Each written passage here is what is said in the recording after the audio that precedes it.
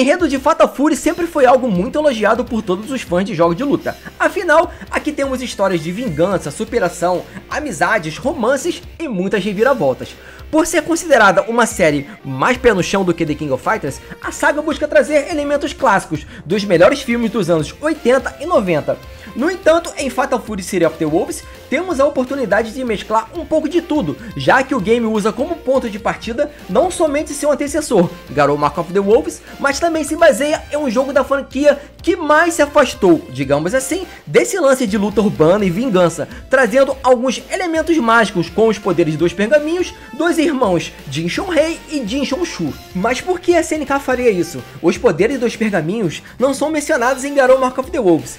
Para trazer personagens clássicos em um boss que muita gente sempre sonhou ver de volta, a SNK precisou recorrer a um enredo já conhecido, adicionando novos elementos e mesclando não apenas Garou Mark of the Wolves, mas também com sua própria narrativa original. Mas para entender bem, a gente precisa voltar um pouquinho lá para os anos 90, em 1995, quando Fatal Fury 3 foi lançado. O game que mudou muitos conceitos da franquia e trouxe pela primeira vez personagens como Blue Mary e Ryuji Yamazaki, apresentou uma história bem diferente daquela que conhecemos até então. Aqui, Terra e companhia não estavam apenas em mais um torneio King of Fighters, havia algo estranho no ar. Pela primeira vez, a franquia abordava elementos míticos, com os irmãos Jin como chefões finais. Para quem não os conhece, eles usam os poderes ancestrais dos irmãos Jin Kuryu e Jin Kaiiryu, que viveram na Terra 2200 anos atrás, sendo essa uma história que o pai de Jin Shou-hei e Jin Shou-shu sempre contava quando eles eram crianças, dizendo que eles também eram descendentes dessa linhagem. Porém, aos 6 anos de idade, os gêmeos viraram órfãos com a morte de seu querido pai. Quando tinham 14 anos, após quase morrerem em um ataque motivado por bullying, os ancestrais tomaram posse de seus corpos e lhes concederam grandes poderes.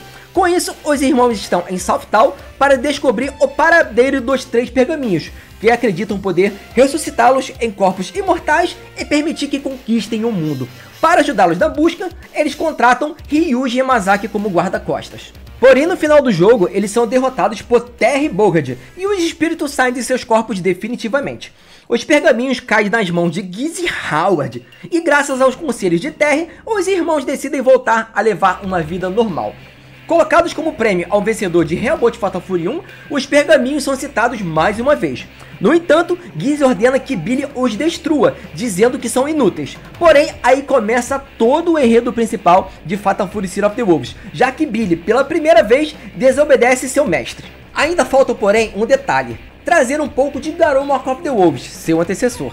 É aqui que ocorre uma mudança brusca na franquia, já que apenas Terry Bogard permanece no elenco entre todos os lutadores clássicos. Contudo, os legados de Andy, Kim e Gizzy continuam vivos por meio de seus discípulos e filhos.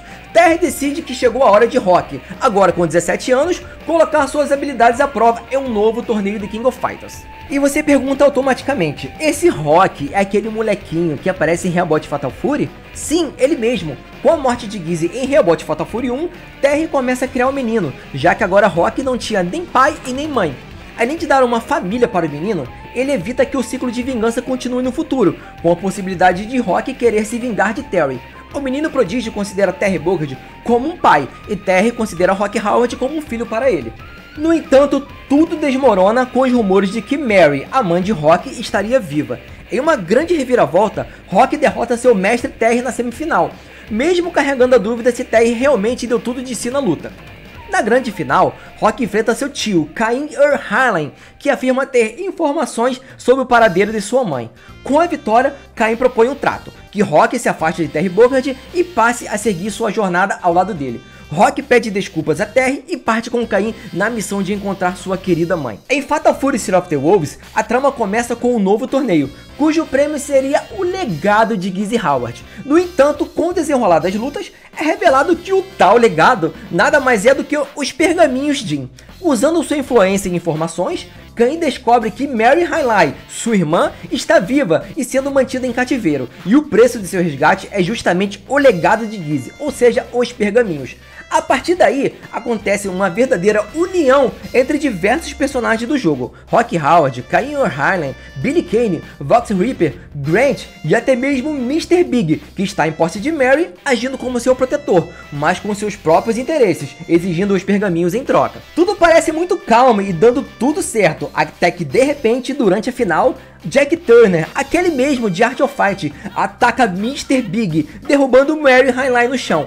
Pronto, um verdadeiro drama se inicia nesse instante. Rock Howard se transforma em uma versão vilanesca de si mesmo, lembrando muito a aparência de seu pai, Gizzy, inclusive em seus golpes. Ele abandona todos os ensinamentos de Terry e passa a utilizar apenas as técnicas herdadas de seu pai. Mas por que ele ficou dessa forma? Bem, isso é explicado no final de Billy Kane. Isso mesmo, os finais de Fatal Fury City of the Wolves se completam entre si, como aconteceu em Garou Mark of the Wolves. Você não entende o que está acontecendo apenas assistindo a um final. É preciso zerar com praticamente todos os personagens para acompanhar toda a história do game. Enquanto Rock Howard trava uma batalha contra seus próprios demônios interiores, Billy Kane recebe toda a explicação. Existe um terceiro irmão Jin, chamado Tairyu. Isso mesmo, a linhagem dos Jins inclui um terceiro irmão, que nunca havia se manifestado antes. E é por isso que são os 3 pergaminhos, entendeu agora? Durante essa revelação, Billy pergunta o motivo de Rock possuir esta ligação e por que, sendo Gizzy seu pai, também um dos descendentes, ele nunca recebeu esse poder. Tairyu explica que Rock pertence à mesma geração dos irmãos Jin, mas que isso não depende apenas de poder ou habilidade, e sim de circunstâncias ou até mesmo de destino. Por isso Gizzy não foi o escolhido. Tairyu ainda revela que foi o primeiro a despertar 1000 anos atrás e adotou o nome de Krauser. Ele afirma que algum membro da linhagem atravessou a Europa há séculos, mantendo a descendência por lá, o que fez com que Rock, neto de Rudolf, herdasse esse poder. Mas como assim? Gente, existe um furo gravíssimo na história aí. Como a SNK e Yasuhiko Oda não perceberam isso? Não pegou ainda? Relaxa, eu explico isso no final, pra gente não fugir do foco agora, tá bom? Então, continuando a história, como Gizzy é irmão de Krauser, obviamente Rock fazia parte da linhagem e acabou sendo o escolhido para a manifestação. O ódio pelo pai contribuiu para torná-lo o hospedeiro ideal. No entanto, Rock consegue vencer seu eu interior e volta a ser o Rock Howard que todos nós conhecemos. Ufa! Os pergaminhos pegam fogo e finalmente ele reencontra sua mãe após mais de 12 anos de espera. Mas Rock decide seguir seu próprio caminho e deixa Mary com seu irmão, Cain. Ela, por fim, retorna para casa após anos sendo mantida em cativeiro. Um final feliz para todos, certo? Bem, quase. Ainda temos algumas pontas soltas para explicar mais adiante. Mas vale lembrar, no final de tudo, Rock encontra Terry e agradece por tudo que ele fez. Terry joga o boné e a inesquecível música de encerramento de Fatal Fury 1 toca ao fundo. A sensacional If You Gaze at Your Reality, dando aquele ar de obrigado e um encerramento perfeito para todos. Simplesmente nostálgico.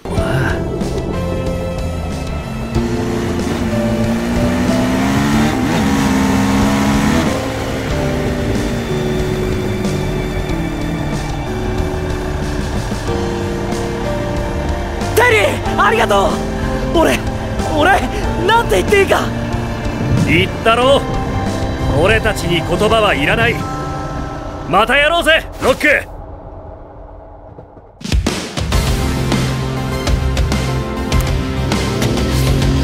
オッケー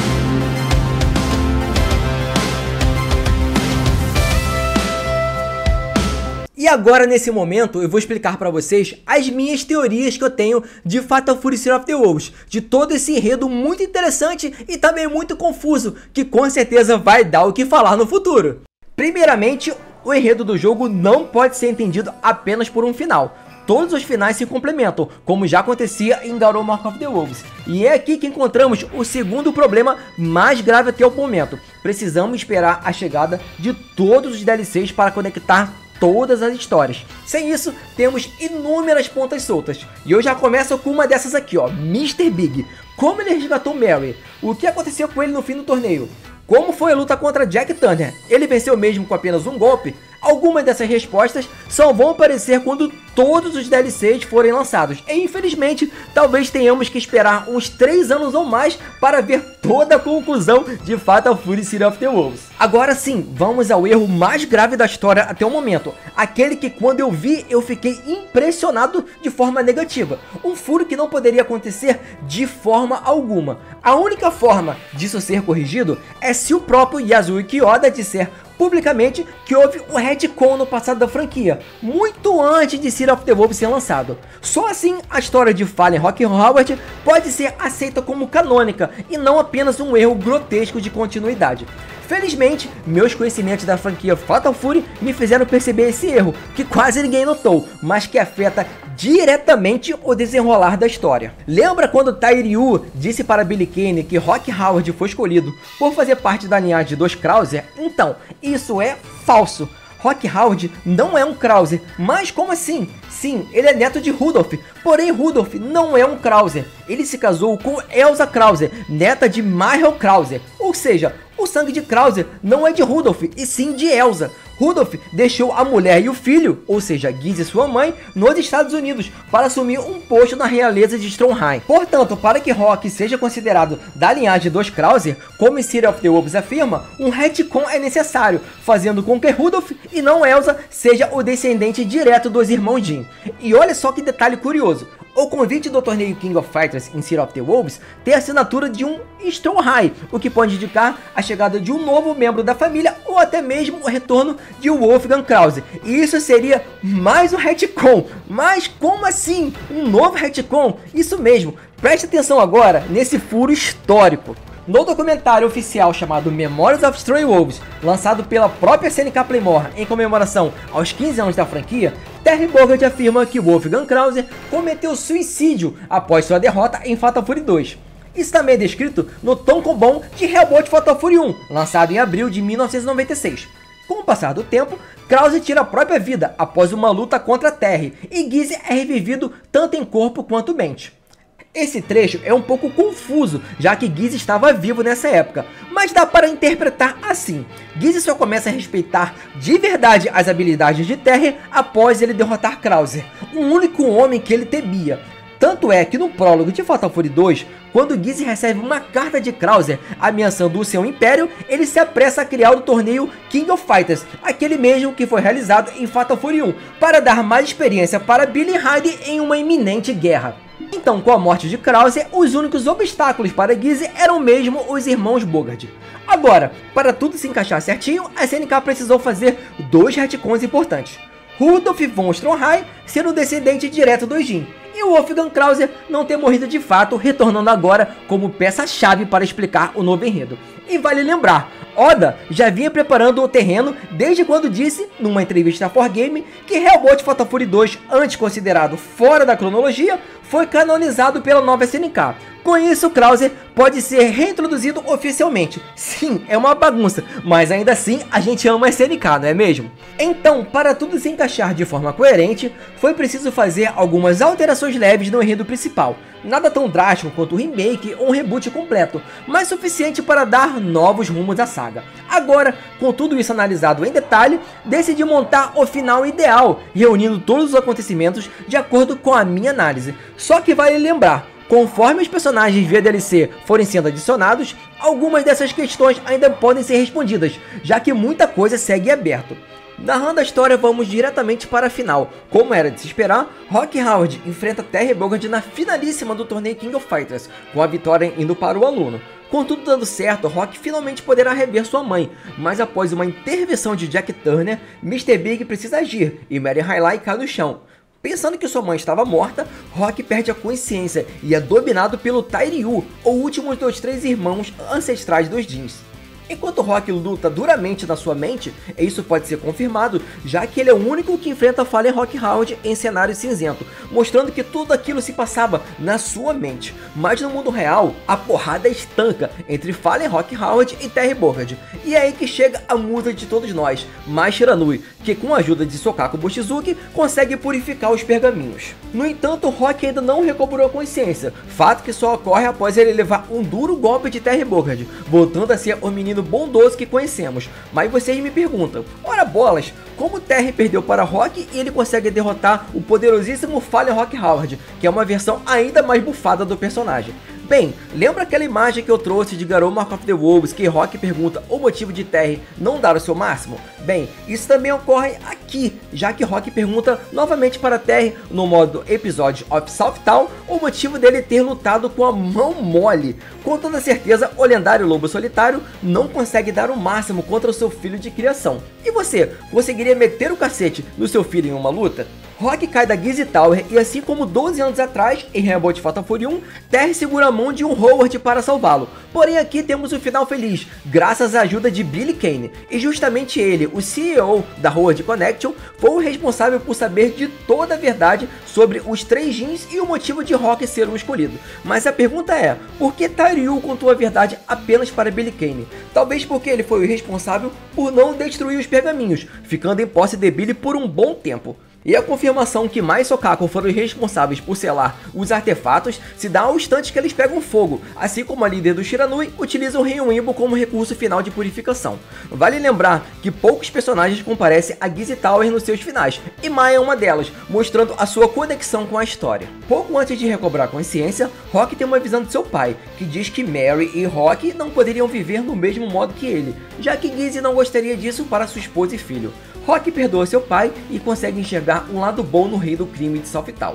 No final, Rock pode finalmente reencontrar sua mãe em uma cena emocionante. Sokaku Mochizuki reconhece a importância de Mai e diz que não há motivos para a guerra entre os clãs Shiranui e Mochizuki continuar. Rock diz para Kain e Billy que decidiu procurar sua própria jornada e decide fazer uma despedida triunfal com Terry Bogard. É um encontro que esperamos por mais de 26 anos para acontecer. E é isso, o nosso vídeo chegou ao fim, espero que tenha gostado, deu um baita de um trabalho fazê-lo, mas ainda assim, eu fiz com todo o carinho do mundo, com toda a dedicação, para tentar trazer para vocês todos os meus conhecimentos da franquia Fatal Fury e tirar as dúvidas em relação ao enredo de Fatal Fury City of the Wolves. Não deixe de curtir esse vídeo, compartilhe para todo mundo que você conheça, para que eles também possam entender o enredo de Fatal Fury City of the Wolves. E deixe aí nos comentários o que você achou sobre o retcon da franquia Fatal Fury, que não foi avisado em nenhum momento que aconteceria. Bem, gente, não deixe de se inscrever no nosso canal, é muito importante para ajudar a gente a trazer mais vídeos como esse. Em breve, mais detalhes da outra parte da história de Fatal Fury City of the Wolves. Valeu, pessoal, muito obrigado, um beijo no coração de vocês, até o nosso próximo vídeo, até a nossa próxima live. Tchau, tchau!